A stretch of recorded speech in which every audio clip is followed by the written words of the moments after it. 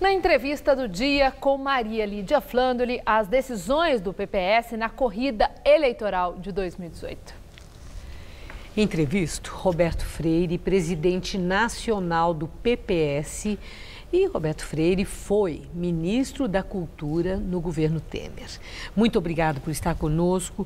Há pouco víamos o resultado da mais recente pesquisa na corrida para a presidência da República e eu quero saber das suas impressões. Mesmo já sabendo do quanto esses números têm peso relativo na decisão final, como é que o senhor avalia o que nós vimos há pouco, num cenário com Lula e em cenário sem o Lula? Olha, a primeira coisa é que não significa nada. Nada? Nada. A não ser servir para algumas articulações de hoje. Se procura o presidente Temer, se não procura, se saber se o PT continua preso com Lula em Curitiba ou vai sair para um plano B, quem é o candidato que pode aglutinar mais o centro democrático. Então, esse tipo de especulação e discussão é válido. Agora, como cenário, evidentemente, nós precisamos mostrar que há bem pouco tempo estava lá Joaquim Barbosa. Não está mais. Qual é o significado daquela anterior e dessa, quando ainda não estão definidos e ainda colocam um prisioneiro, que é ficha suja?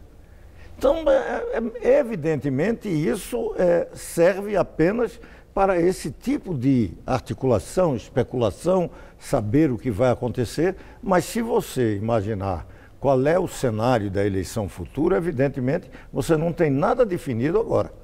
É nesse sentido que eu digo que não significa nada se alguém ficar imaginando que é isso que vai ocorrer na eleição.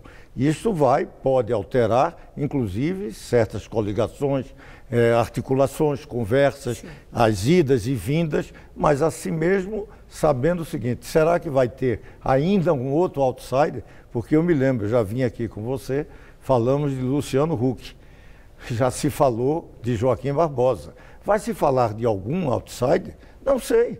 Então, temos que ter cuidado quanto a isso e não precipitarmos nada de alguns imaginarem que não tem jeito, que um candidato não avança.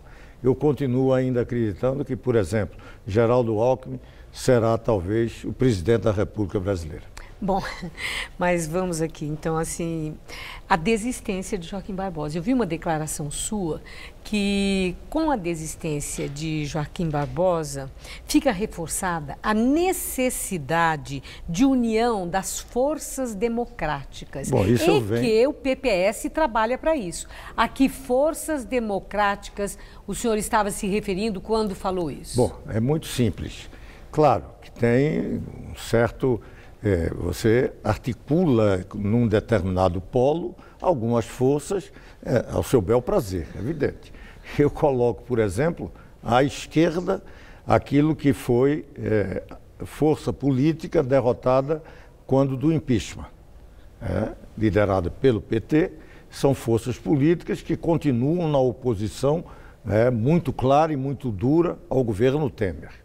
Eu situo entre as forças democráticas aquelas forças que se juntaram na luta contra o governo Dilma e pelo impeachment.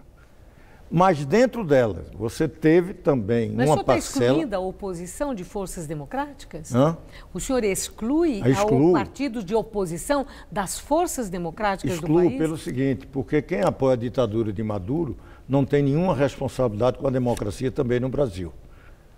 Está muito claro isso. E eu vi aqui, inclusive, um editorial aqui desse jornal, dizendo muito claramente o que é que significa ditadura. Os últimos documentos da CIA. Então, quem defende ditadura, evidentemente, não tem compromisso com a democracia. E eu não coloco como força democrática. Eu faço isso à esquerda, no caso dos lulopetistas, e faço à direita, no caso dos bolsonaristas.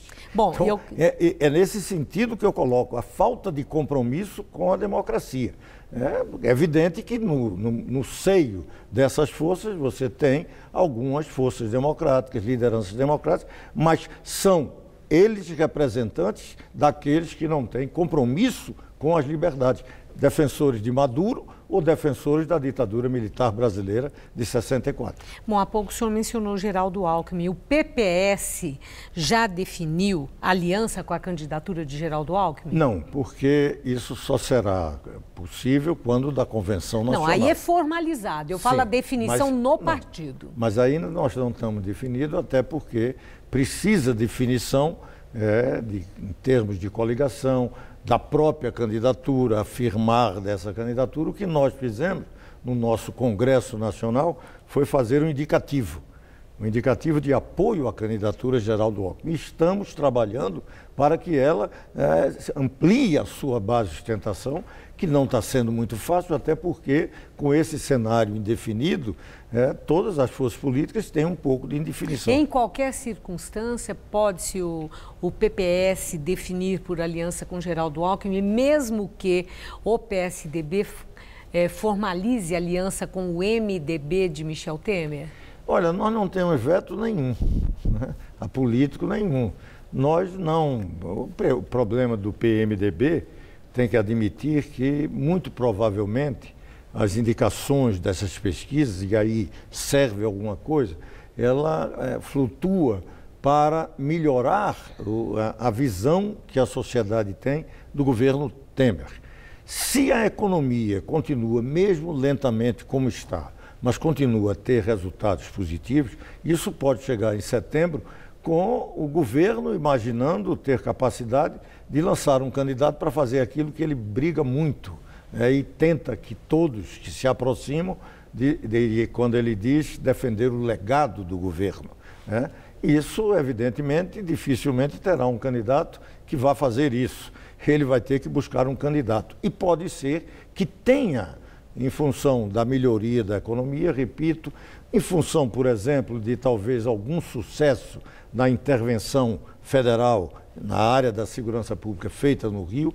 Então, são questões que ainda precisam ser melhor analisadas. Então, eu diria que não tem por que imaginar a candidatura de Geraldo Alckmin buscando este apoio com o PMDB. Aguardar um pouco mais, que talvez a força do Geraldo Alckmin possa até atrair um apoio do PMDB, se lá não se consolidar essa alternativa de uma candidatura própria e, quem sabe, do ex-ministro da Fazenda, Meirelles, que parece ser aquele que está sendo colocado nas pesquisas dentro dos cenários aí possíveis.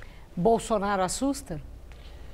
Olha, infelizmente assusta um pouco em função de uma certa despreocupação, e isso, por um lado, ajudado pelo lulopetismo, porque eles se retroalimentam.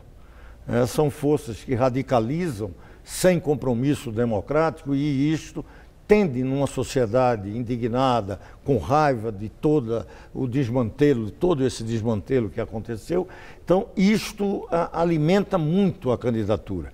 Eu fico imaginando que a gente, com o desenrolar, com o fortalecimento de uma candidatura do centro, haja um certo definhamento. Mas, de qualquer forma, não podemos dizer que nem ele, nem o lulopetismo são forças políticas que não tragam certa preocupação para os democratas brasileiros.